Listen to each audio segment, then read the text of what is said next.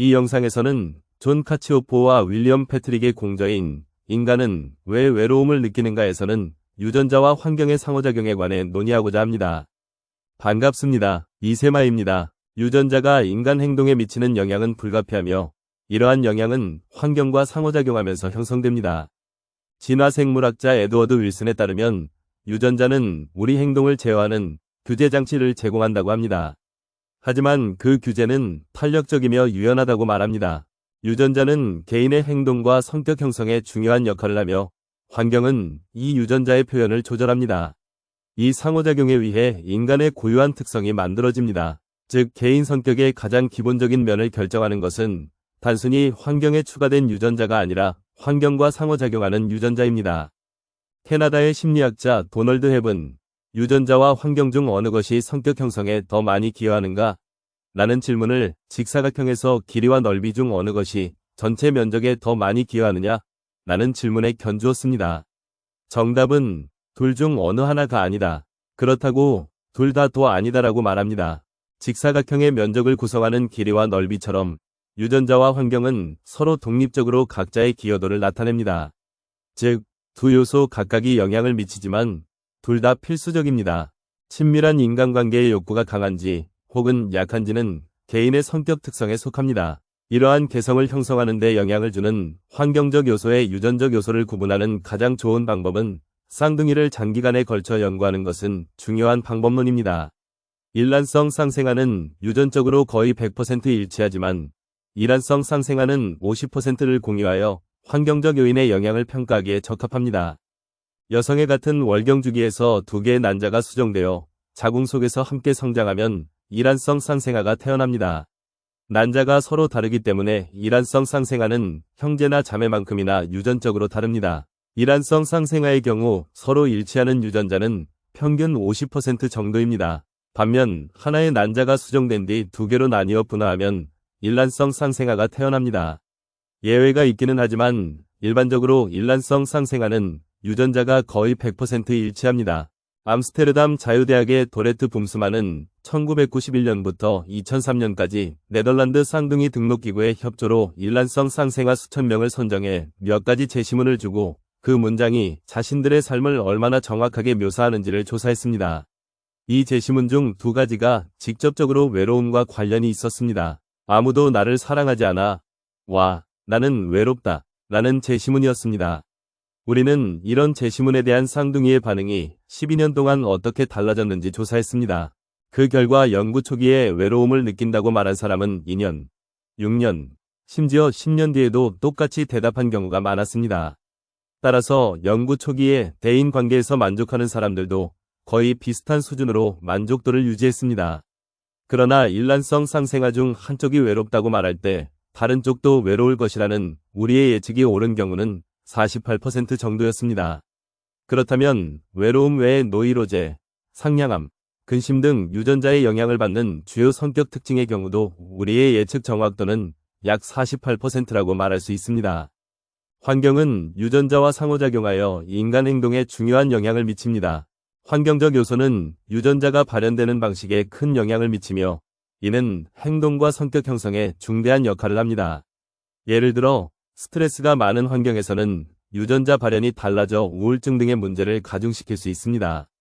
진화생물학자 에드워드 윌슨이 말한 규제 장치가 의미하는 바는 인간 행동에서 유전자가 중요한 역할을 하지만 그게 전부 다는 아니라는 것입니다.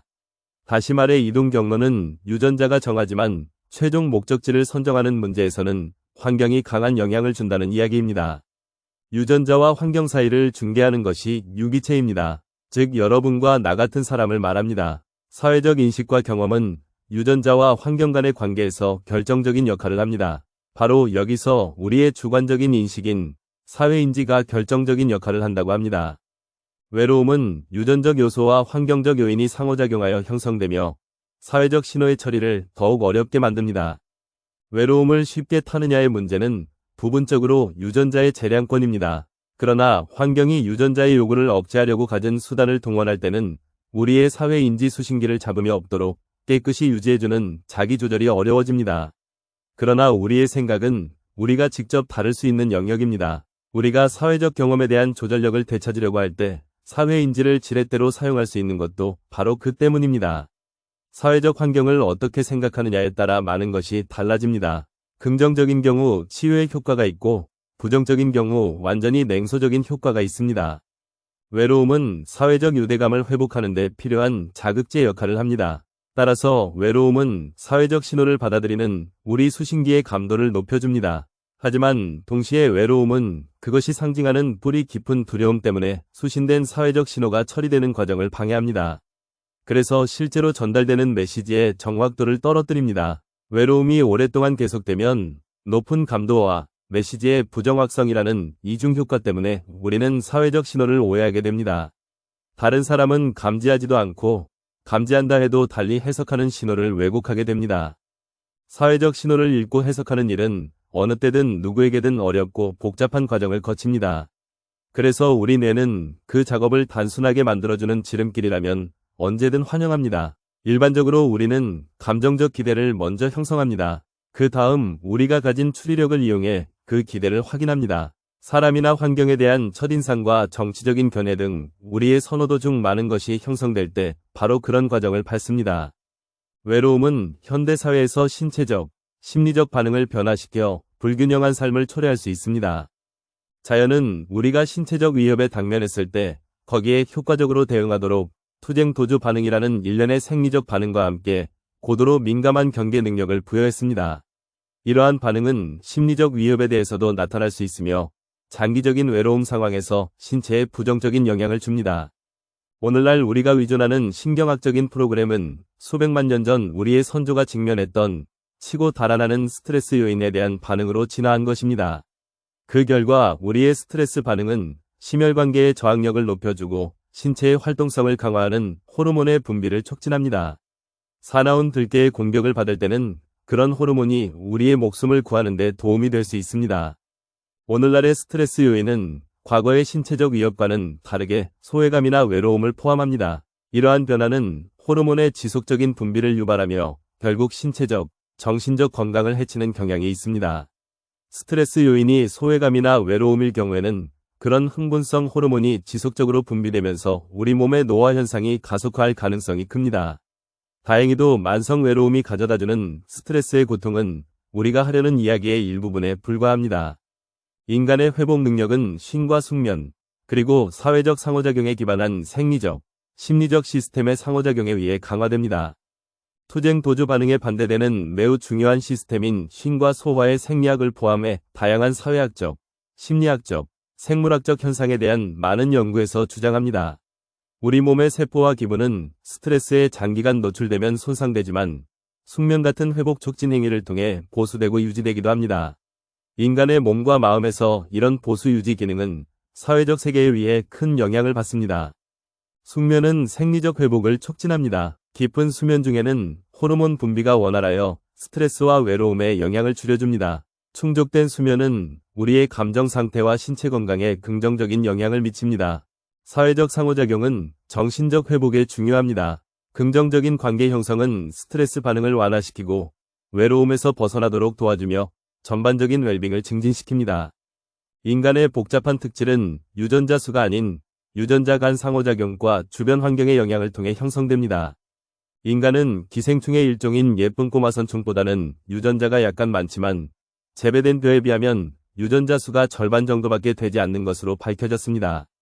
그래서 인간 게놈의 유전자 수는 약 3만 개에 불과하다고 수정되었습니다. 최근에는 그 수가 더욱 줄어 2만 개에서 2만 5천 개 사이일 것으로 재수정되었습니다. 우리를 인간으로 만들어주는 그 복잡한 특질은 유전자 수가 아니라 그 유전자가 상호 간에, 그리고 유전자와 그 유전자가 제어하는 감각이나 통합, 그리고 운동 시스템을 통해 주변 환경이 상호작용하는 방식에 달려있다는 뜻입니다. 상호 간의 사회적 유대감에 전적으로 의존하고 새로운 환경에 적응하는 기술이 뛰어난 인간에게 매우 적합한 구조인 것입니다. 집단 생활에서는 다른 사람의 정신 상태를 인식하는 능력이 매우 중요합니다.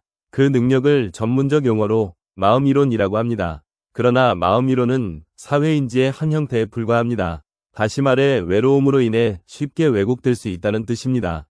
부정적인 행동은 외로움과 사회적 고립을 가속화하여 심리적 고통을 유발할 수 있습니다.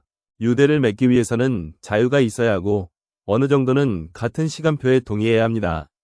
그러나 이런 조건이 맞지 않으면 좌절감 때문에 적개심이나 우울증 혹은 절망에 빠질 수 있으며 사교술만이 아니라 자제력까지도 이를 수 있습니다. 그럴 경우 손쉽게 얻을 수 있는 쾌락으로 고통을 덮어버리려는 욕구가 자제력을 억눌러 난잡한 성생활이나 폭음과 폭식으로 이어질 가능성도 있습니다.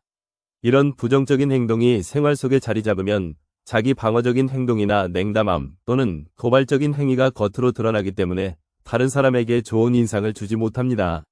그 결과 사회를 비관적으로 보려는 생각이 굳어져 다른 사람들로부터 실제로 따돌림을 당하게 됩니다.